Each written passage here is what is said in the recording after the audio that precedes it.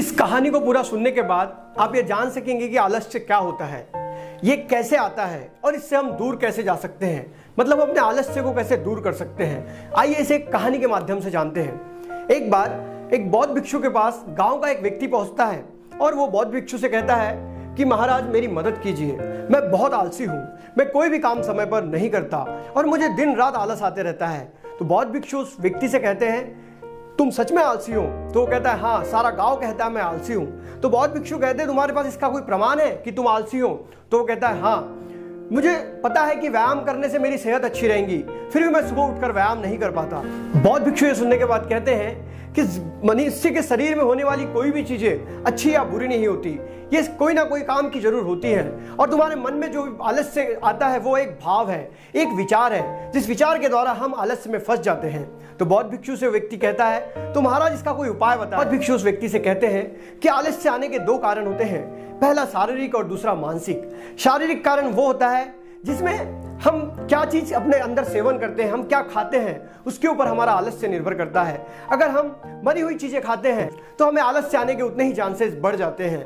हम अगर जीवंत भोजन करते हैं तो हमें दिन भर आलस्य नहीं आता है। हमारे जीवन में ऊर्जा का जो माध्यम है वो हमारा भोजन है और उसी के द्वारा हम में एक प्रकार की स्फूर्ति बनी रहती है। दूसरा शारीरिक कारण यह है कि हम कैसे चलते हैं, हम कैसे बैठते हैं और हम कैसे सोते हैं, इन चीजों पे भी आपका आलस्य निर्भर करता है।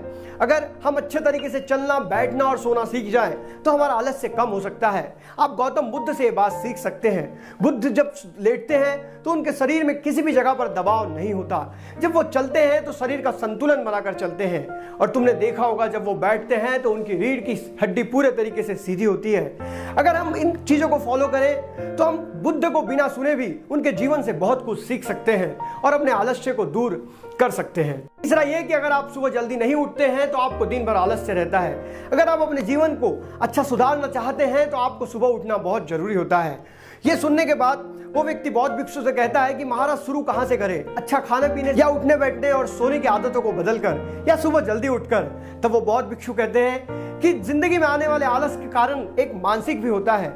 मानसिक कारणों में सबसे पहला कारण यह है कि हमारी मन की धारणा। जी हाँ, हम क्या सोचते हैं। हम बहुत बार किसी काम को करने से पहले ही सोच लेते हैं कि ये काम मुझसे नहीं हो पाएगा, क्योंकि हमने कुछ दिनों पहले उस काम को किया होता है और वो हमसे नहीं हो पाता। लेकिन हम ये नहीं सोचते कि वो वक्त अलग था, आज हम बदल चुके हैं, आज हमें कुछ करने की नई उत्साह है और हम उस काम को कर सकते हैं। लेकिन हमारी धारणा हमारे अंदर आलस्य पैदा करती है।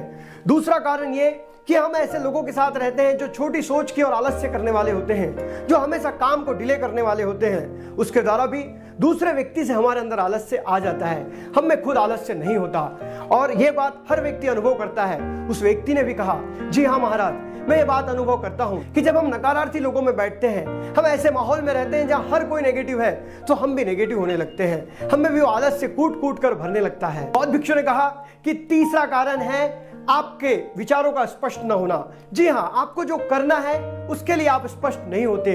आपके मन में संकोच वृत्ति होती है कि मैं इस कार्य को करूं या ना करूं। अगर तुम अपने घर का रास्ता भटक गए हो और शाम हो गई है तो तुम अपने घर के लिए प्रस्थान करना चाहते हो लेकिन घर पता नहीं है, तो तुम क्या करोगे?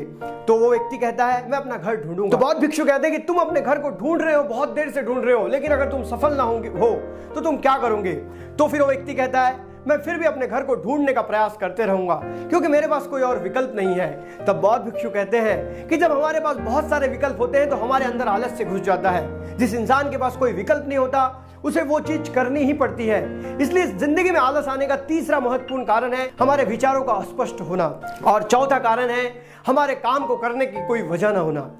बौद्ध भिक्षु उस व्यक्ति से कहते हैं अगर तुम रास्ते से कहीं जा रहे हो और तुम बहुत थक गए हो तो तुम सोचोगे कि अब मैं बैठ जाऊं, लेकिन उसी वक्त तुम्हें अगर कोई वहां शेर दिख जाए तो तुम बैठ ना पाओगे और भागते भागते पूरी ताकत लगा दोगे, क्योंकि उस वक्त तुम्हारे पास वजह होंगी। अगर तुम रुक गए तो शेर तुम्हें खा लेगा। उसी प्रकार हमारे जीवन में भी होता है, जब हम किसी कार्य को करते हैं और उस कार्य को करते समय अगर हमारे पास कोई वजह ना हो तो हम उस कार्य को नहीं कर पाते और हमारे अंदर आलस्य घुस जाता है। इसीलिए आज तुम सुबह उठकर व्यायाम नहीं कर पाते, क्योंकि तुम्हें आने वाले रोगों का पता नहीं है कि तुम्हारा जीवन आज तो अच्छा है, लेकिन अगर तुमने व्यायाम नहीं किया तो आने वाले जीवन में बहुत सारे रोग तुम्हें घेर सकते हैं और तब तुम्हें वजह मिल जाएंगी और तुम व्यायाम करने लगोगे। इन कारणों के कारण तुम्हारी जिंदगी से आलस्य दूर नहीं हो पाता। जिंदगी से अगर आलस को दूर करना चाहते हो तो तुम्हें इन 7 चीजों पे कार्य करना होगा, और इन 7 चीजों को अगर तुम स्पष्ट रूप से कर लो तो तुम जिंदगी में कभी आलसी नहीं बन पाओगे। इसलिए कोई भी काम करते समय उस काम की वजह ढूंढो और अपने विचारों को स्पष्ट रखो।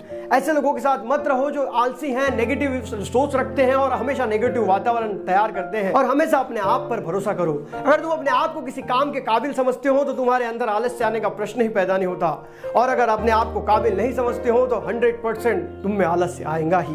दोस्तों, छोटी सी कहानी, इस कहानी से अगर आप ये जान सके हैं कि आलस्य को दूर कैसे करना है तो वीडियो को लाइक करें। मैं इस चैनल पे ऐसे ही वीडियोस लाते रहता हूं, और साथ ही साथ अपने दोस्तों से भी शेयर करें। मिलते हैं अगले वीडियो में, तब तक के लिए जय हिंद, वंदे मातरम।